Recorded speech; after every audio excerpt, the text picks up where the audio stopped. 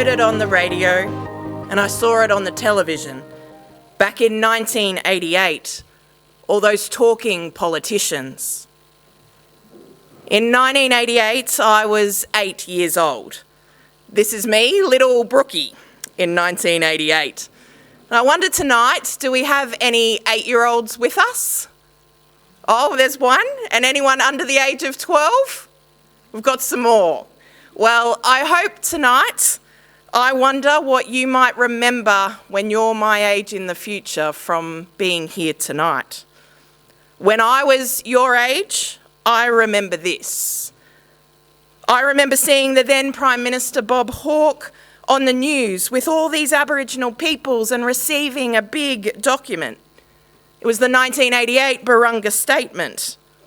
And the Burunga Statement was written on behalf of the Indigenous owners and occupiers of Australia, my peoples, the Aboriginal peoples of over 300 nations and the Torres Strait Islander peoples of over 100 islands, of which 20 are lived on.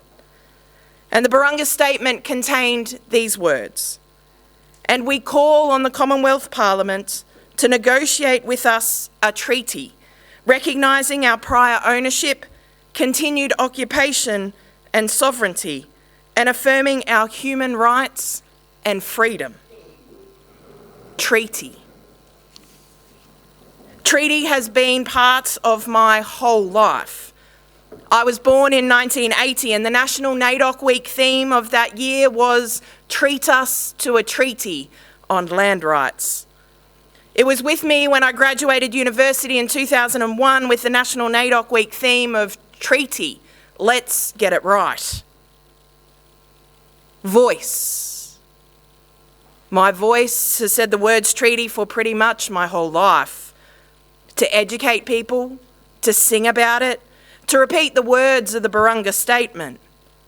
Aboriginal and Torres Strait Islander people's voices have been unified in our National NAIDOC Week themes going right back to 1972. Truth. Bob Hawke, as Prime Minister, accepted the Burunga Statement and said, "I've had the opportunity, as you've all witnessed, to sit there with your leaders, and they have put to me proposals with which I have been able to agree. Those proposals that they have put and with which I have agreed are these. Firstly, that there shall be a treaty negotiated between the Aboriginal people and the government on behalf of all the people of Australia. A promise. For pretty much my whole life, I've been waiting for the fulfilment of the promise of treaty. 36 years of waiting. I wonder what you have waited 36 years for. And if you are non-Indigenous, it actually means you've been waiting for a promised treaty for 36 years, just like I have. A treaty is not just for Aboriginal and Torres Strait Islander peoples.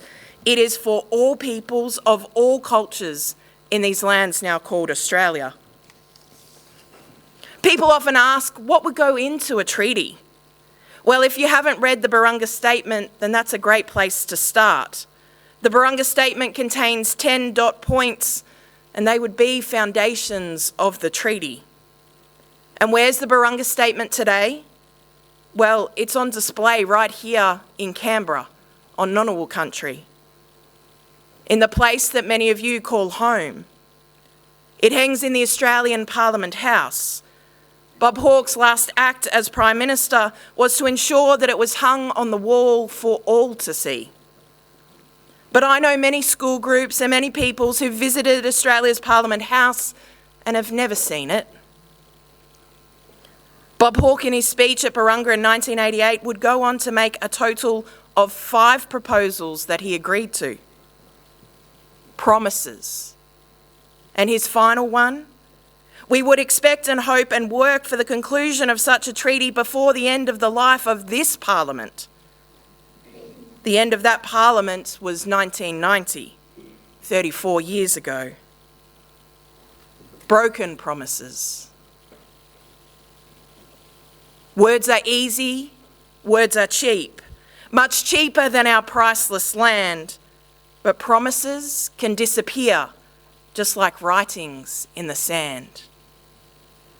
An internationally recognised treaty is the only way we could come together as equal parties to negotiate how the relationship would work between Aboriginal and Torres Strait Islander peoples and non-Indigenous peoples of all cultures. We've never done that in the 254 years of our shared history together. A struggle. A struggle we were reminded of in 1991 when the report from the Royal Commission into Aboriginal Deaths in Custody was delivered to the Australian people, containing 339 recommendations. Many of those recommendations have never been implemented. A struggle to stop preventable deaths in state-run systems that continue today. The final recommendation, and I read it out in full tonight, I believe it was ignored in the Voice referendum. It tells us that reconciliation comes from one of the greatest injustices still facing Aboriginal peoples today, that of deaths in custody. It is a recommendation still waiting to be implemented. And I ask you to listen with ears as Australians who lived through last year's referendum. Recommendation 339, the process of reconciliation. That all political leaders and their parties recognise that reconciliation between Aboriginal and non-Aboriginal communities in Australia must be achieved if community division, discord and injustice to Aboriginal peoples are to be avoided. To this end, the Commission recommends that political leaders use their best endeavours to ensure bipartisan public support for the process of reconciliation and that the urgency and necessity of the process be acknowledged. A struggle. A struggle that's been there since Federation, when Aboriginal and Torres Strait Islander peoples weren't included in Australia's constitution, because one of the reasons was it was thought we would die out. A struggle that's been there since James Cook rowed ashore at the place now called Kurnell in Sydney. He noted in his journal of first seeing women and children who fled up the hill and then two men who stood there on the shore. James Cook, his first actions towards Aboriginal people was to pull out guns. And he gave orders to fire not one, not two, but 3 shots. 3 shots that caused Aboriginal blood to be spilt on Aboriginal land. A struggle that began 254 years ago.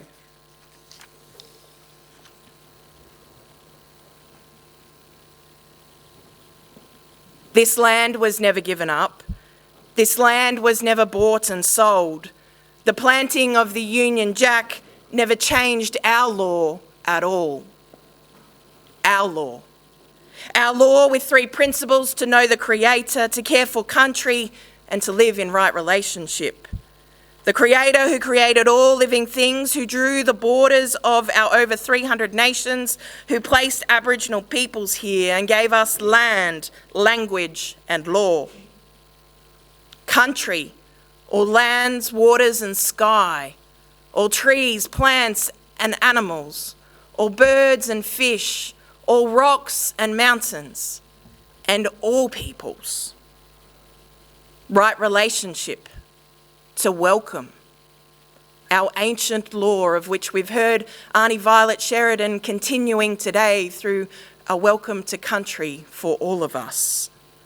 To show hospitality. Our law teaches us to share, to display generosity, to never take too much, to not destroy what Creator has given.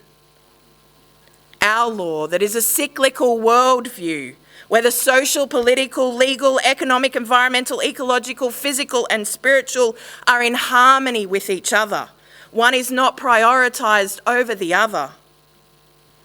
Our law, lived out since time immemorial.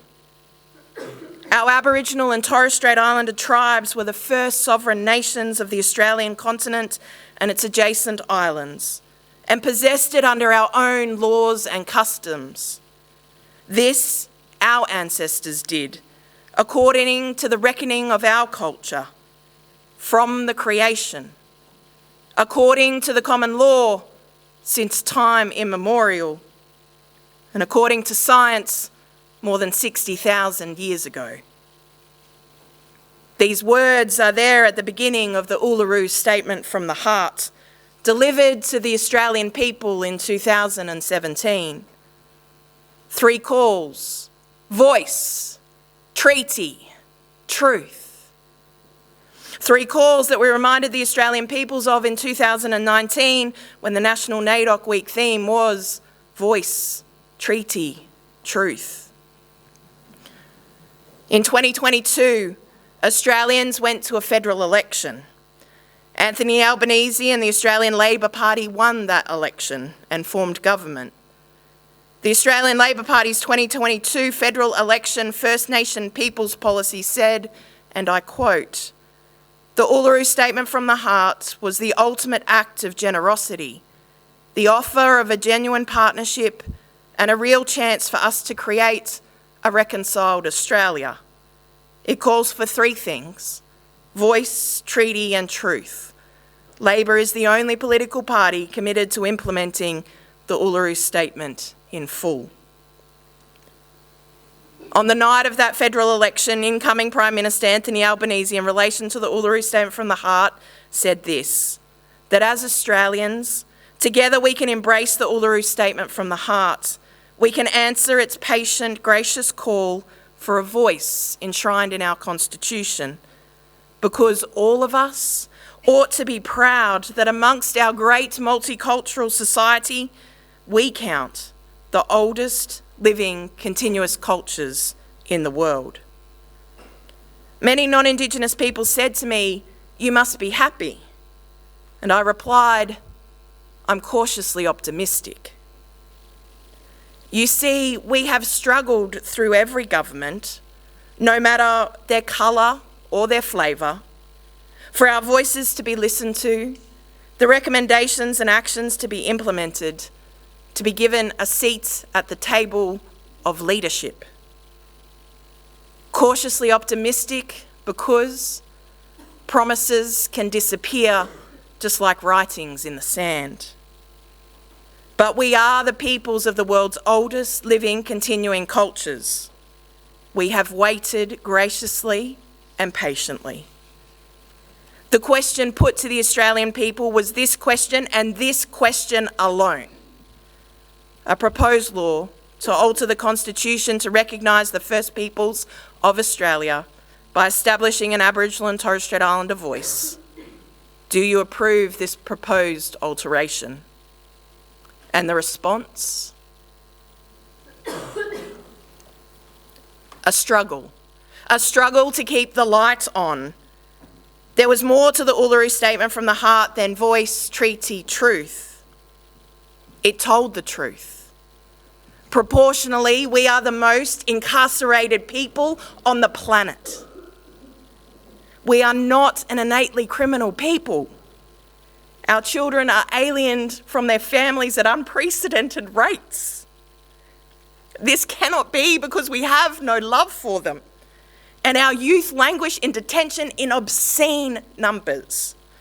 They should be our hope for the future. A struggle for the future. 2024, today. A struggle in the present. It's nearly 20 years since Tom Karma released the 2005 Social Justice Report.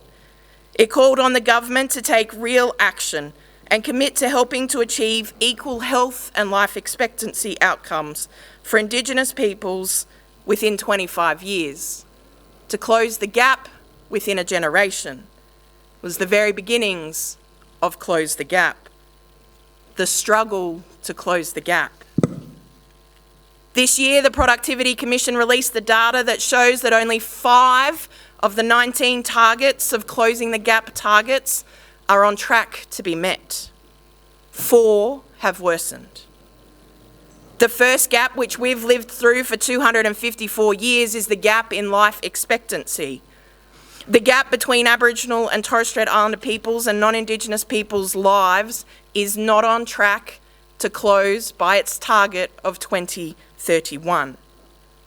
Tragically, the most recent data shows that Aboriginal and Torres Strait Islander peoples aged 15 to 39, our leading cause of death is suicide.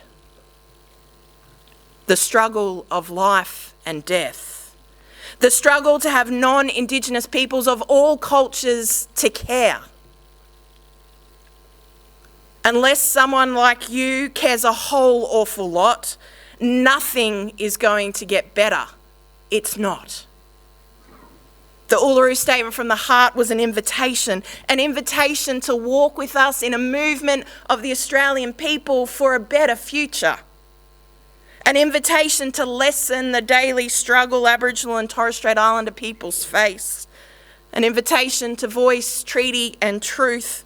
An invitation to make peace in these lands now called Australia. An invitation to you.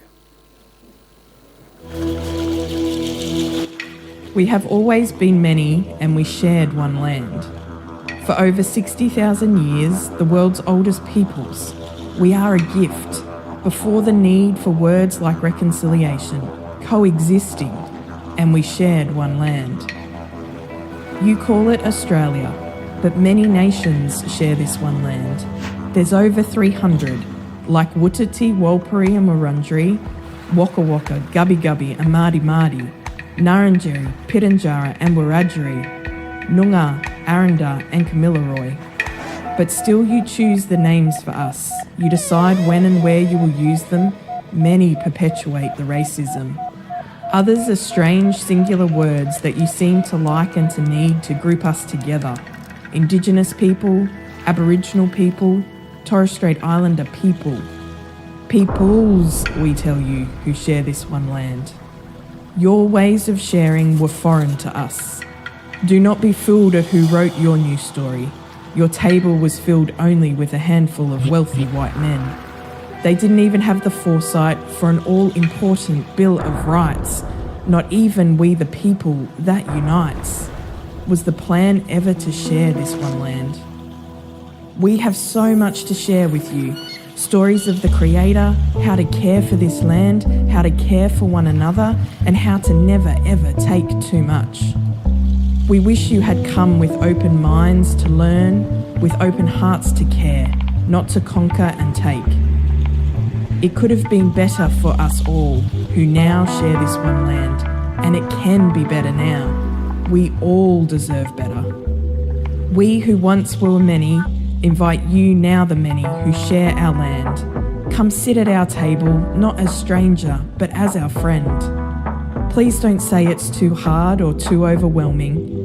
Please don't let the blood spilt be for nothing. Let us sow our tears into the soil. It's time that together we decided to toil. It's time to put aside our fears. It's been 250 years. Let us paint a new picture. Let us sing a new song. Let us dance in new colours. Let a new story rise up from our campfire.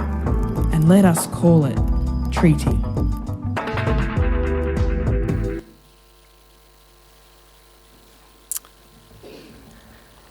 Coming together after a struggle. It's not Aboriginal and Torres Strait Islander peoples that need to move. We are already sitting at the campfire waiting for you. For you. Yes, you, and you, and you, and you, and you. Waiting for you. Waiting for someone like you. An invitation to you to come together after the struggle. And if humanity fails us, we look to country. I asked my sister, Waka Waka artist Jasmine Prentis, to paint a painting for me during the referendum, in the lead up to the referendum, when my call to every person in our nation was to listen to each other with love and compassion. And there was a song that I couldn't stop singing on the night of the referendum result, and I haven't been able to stop singing it since. It's a song that's been guiding us together along the river tonight. The song ends with these words: "Now two rivers run their course, separated for so long. I'm dreaming of a brighter day when the waters will be one." That brighter day is still to come. It wasn't a constitutionally enshrined Aboriginal and Torres Strait Islander voice to Parliament. But truth-telling and treaty are the next steps, and I believe in that order: truth-telling and treaty, and then a changed constitution, a rewritten constitution. Truth-telling and treaty were promised to us. That us includes all of you. Through the torment of our powerlessness, I'm still dreaming, and I'm still working. The truth will set us free. Truth will set all our peoples free. A national truth-telling commission. Treaty is unfinished business for our nation of Australia. It should have been the way the relationship was built back in 1770. Not with a gun and bloodshed, not with the lie of terra nullius. Treaty yeah, treaty now. Voice doesn't just need to be listened to, but the actions the voices call for need to be enacted. Bob Hawke's words were important, but so too were Mr Yunupingu's words on the 12th of June 1988 with the Uluru Statement. Mr Yunupingu said, "The notice that we will present to the Prime Minister now will remind not only Bob Hawke, but the next one after him, and the next one after him, and the next one after him, and the next one after him, and we can count that for another 20 to 100 years, and after, and more after, and forever." Prime Ministers are seemingly forgetful. Aboriginal peoples have a memory going back thousands of years. I believe in you. I believe there are many someones here tonight. I believe you have seen and heard where we are as a nation, and that you believe we need a movement of the Australian people for a better future. Our song tonight, and as I've been singing since I was 11 years old, treaty yeah, treaty now. Treaty yeah, treaty now. Treaty yeah, treaty now. Treaty yeah, treaty now. It was never a request for a treaty. It was a song about a broken promise. Or perhaps a promise still waiting to be delivered on. A promise, a ceremony, a gift of a word from the Yolngu peoples of East Arnhem Land. Makarrata, coming together after a struggle. Makarrata.